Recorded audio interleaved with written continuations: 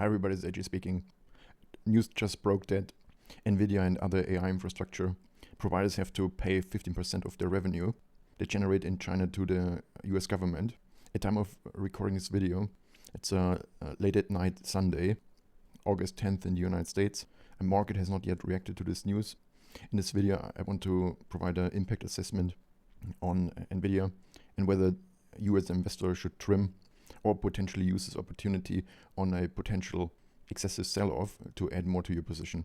Here in front you see one of the many articles already generated by the financial news outlets. So it says Nvidia and AMD agreed to pay 15% of their revenues from Chinese AI chip sales to the US government.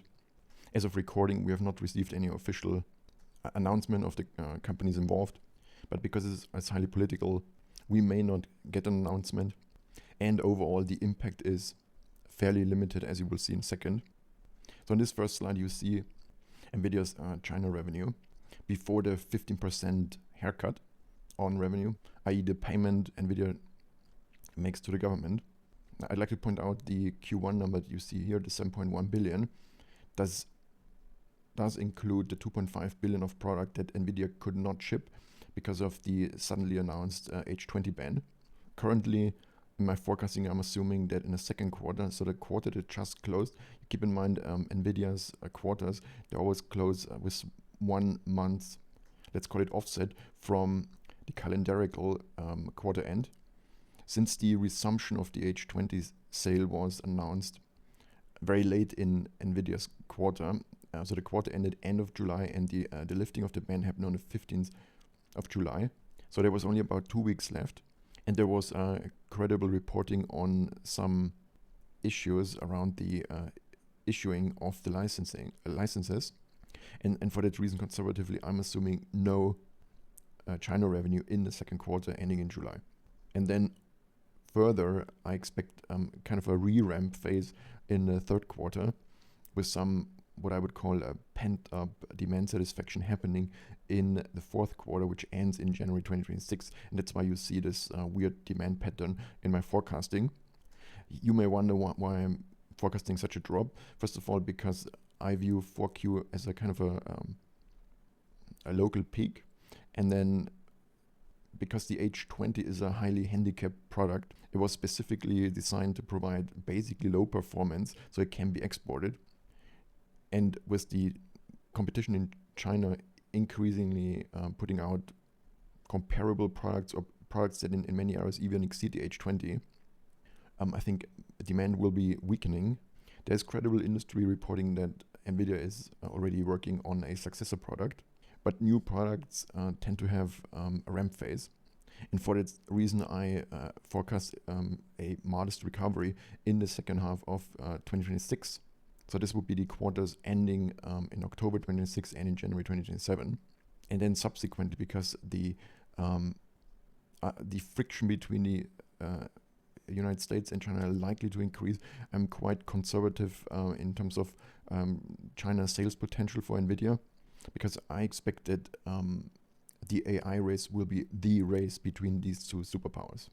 And for that reason, I expect continuing political uncertainty around any China sales with regard to Nvidia, but obviously things can shift very quickly, and you should not underestimate the Chinese competition.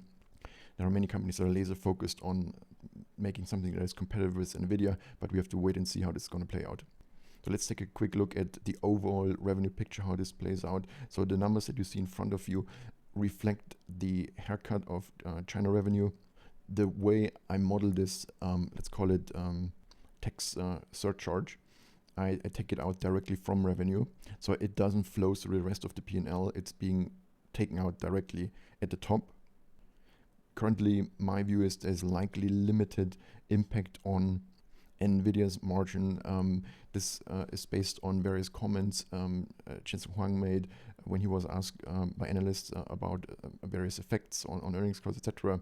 And just summarizing, of course, he basically said that customers understand the situation and they accept resulting price effects, which is basically CEO code for customers absorbing the majority of these effects. Since Nvidia product is in very, very high demand in China, even though on the specs sheet it's in many areas not that competitive. For various other operational reasons, it's still a product in very high demand, especially in larger data centers. This has to do with system stability and uptime and various other things, but I will not dive into those aspects in this video. Here's a quick look on the resulting earnings outlook. So Nvidia is only a few weeks away from reporting the second quarter, which ends in July, as I said. I expected EPS at $1.04. Let's take a quick look what Wall Street thinks. So here have the average of the analysts. There are 42 analysts. So this is typically referred to as consensus. And you can see 1 here, so this means 1.00. So they expect on average exactly $1 per share. The average price target right now is just over $180. So this is in 12 months from today. And then for next quarter, they expect $1.18. So if we go back to my estimates, so I expect $1.04, so about 4% outperformance. And then I'm also above consensus in a subsequent quarter. I'd like to point out, ever since I started publishing my Nvidia forecast, I've beaten Wall Street. And about half the time, I actually nailed exactly the EPS that Nvidia then reported. This makes me one of the most accurate Nvidia analysts globally. I'm just pointing this out not to brag or boast about it, but to make the point that based on track record, my estimates tend to be better than Wall Street. And the key point is that this would imply upside or headline surprise momentum, because nothing is better for the share price than when a company can consistently report earnings beats. Of course, as always, the question is whether the market already priced in a beat or not, because there's always the consensus, which is a small group of analysts. As I just showed you, there's 42 Nvidia analysts. This is often called Wall Street, or again, consensus. But and this is sometimes loosely referred to as the street, already priced in is a different matter. Then let's just real quick look at a valuation metric. So this is a next 12 months metric. So this is simply based on the EPSs that you just looked at, but from a reporting dates perspective for the next 12 months. So when Nvidia reports in a few weeks, the next 12 months EPS will be at $5.91. But as usual, let's turn these quarterly next 12 months numbers into a continuous earnings stream. This is what you see on this chart. This vertical line here marks where we are today. Here it says the 8th of August because the last closing price as of right now, again, it's Sunday, 10th of August in the United States right now, still almost midnight. But as always, for valuation, we also need a valuation metric. I'm choosing price earnings ratio. This has been a very useful forecasting tool for Nvidia. So let's look at how the multiple has developed. So you can see for the last 5 years, the next 12 months, or the forward PE development, you can see at times Nvidia got quite ahead of itself, but was apparently not a big problem. So in the light gray, you can see the share price development, which sits on the left axis. And as I correctly predicted back in April, Nvidia was significantly undervalued, was significantly outside the valuation range, and was a terrific buy moment, as I recommended to my subscribers. And you can see, despite this quite strong share price rally, Nvidia is not in overheated territory. You can see this here in the multiple. The multiple is just returning to the median. The median is this dashed line, this blue color in the horizontal. The median is calculated over the last 12 months. It's shown over the last 5 years, but the calculation is only based over the last 12 months. It's drawn across the entire 5-year period to compare it with past periods. This is sometimes confusing to people, but makes sense. And you can see that the multiple was far outside the trading range in April. That's why I loaded up significantly on Nvidia. Turned out to be one of my best trades this year. And then we have been, with the share price continuously appreciating, and that's why I recommended repeatedly to my subscribers to not take profit, because we are still not in overheated territory. And so the multiple just recovered, and we are just returning to median. And again, what you see right now does reflect the impact of the 15% haircut on China revenue. So the bottom line is we have not been pushed into overheated territory in terms of valuation. For example, if the China haircut would have had a material earnings impact, the E in the PE ratio would have decreased enough to push the resulting ratio up meaningfully, but this is not what we see in the numbers. So the bottom line really is that this is to quantitatively to the Nvidia investment story a nothing burger. And if you now listen to this and think, oh, AJ just wasted 10 minutes of my time, I just wanted to walk you step by step through the things, because I don't want you just to rely on my word. I wanted to see how it works and understand the reasoning behind it. Then let's look at what this means for share price projection. Just as a real quick recap how this works, my long-term subscribers know exactly how this works. So I take the earnings forecast and I apply the most frequently observable multiple over the last 12 months. It's the median multiple.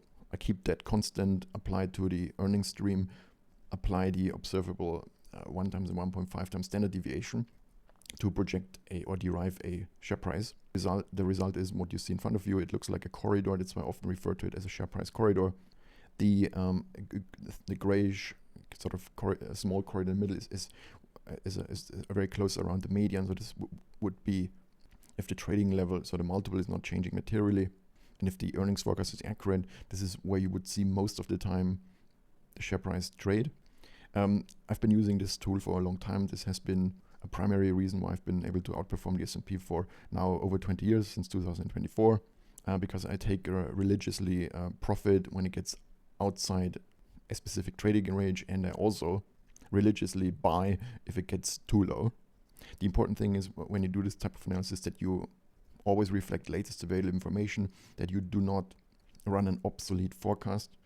But in most cases, there's usually no material information on a month-to-month basis.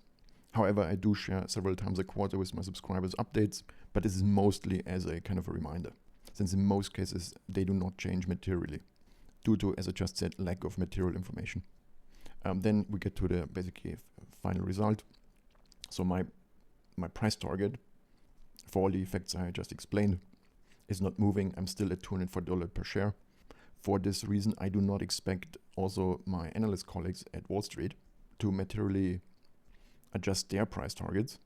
And for this reason, over the next 1 or 2 weeks, when pretty much everyone should have updated their forecasting, many banks, of course, will publish updates tomorrow or Monday or by Tuesday latest. And then with some embargoes, with some time delay, we will see these updates flow through the consensus that will then be available on Bloomberg and FactSet and some other data providers. I do not expect that the price target we just looked at just over $180 to come down meaningfully. In fact, I would be extremely surprised if we would see a 1.7 handle, so i.e. $170 something in the price target as a result of this. So long story short, as I said, I think it's nothing burger, and you can test me on this. Just check back in 2 weeks, but please do so before Nvidia reports, and you will see that the price target will not have dropped below $180. This will be the check whether I was right or not. Thank you very much for listening. See you on the next one. Bye.